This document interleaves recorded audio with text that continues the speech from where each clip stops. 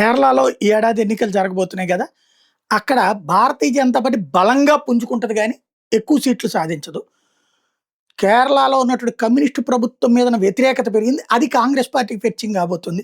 ఇది mood of the nation లెక్క. అయితే రాష్ట్ర అసెంబ్లీ ఎన్నికల గురించి వాళ్ళు జేయలేదు. పార్లమెంట్ ఎన్నికలు దృష్టిలో పెట్టుకొని జేశారు. యూడీఎఫ్‌కి మొన్న 18 సీట్లొచ్చినాయి. 42% ఓట్ల షేరొచ్చినాయి. ప్రత్యామ్నాయ పాలన కోరుకునేవాళ్ళు కాంగ్రెస్ వైపు మొగ్గు చూపుతున్నారు అన్నటువంటిది చెప్తుంది. అంటే ఇప్పుడు లెక్క. అదే సందర్భంలో బీజేపీ 2 సీట్లు గెలుచుకుంటది. ఇప్పటికిప్పుడు ఎన్నికలు జరుగుతాయి. మొన్న ఒకటి గెలిచింది. 25% మొన్న 17% ఓట్లొస్తాయి. ఇది ఏకంగా 25% వస్తాయి. మన పార్లమెంట్ దాంతో పోల్చుకుంటే 8% పెరిగిందట. ఇది అతిపెద్దదైనటువంటి మార్పు. ఎల్‌డీఎఫ్ కూటమికి ఒక్క సీటు కూడా రాదు. కానీ 30% ఓట్లొస్తాయి. పినరయి విజయన్ ప్రభుత్వం మీదన పూర్తి వ్యతిరేకత ఉందన్నటువంటిది ఇక్కడ చెప్తున్నటువంటిది. తద్వారా కేరళలో ప్రత్యామ్నాయంగా ప్రస్తుతానికైతే గతి లేని పరిస్థితుల్లో కాంగ్రెస్ అధికారంలోకి వస్తది. కమ్యూనిస్టులు మైనస్‌గా ఉంటారు.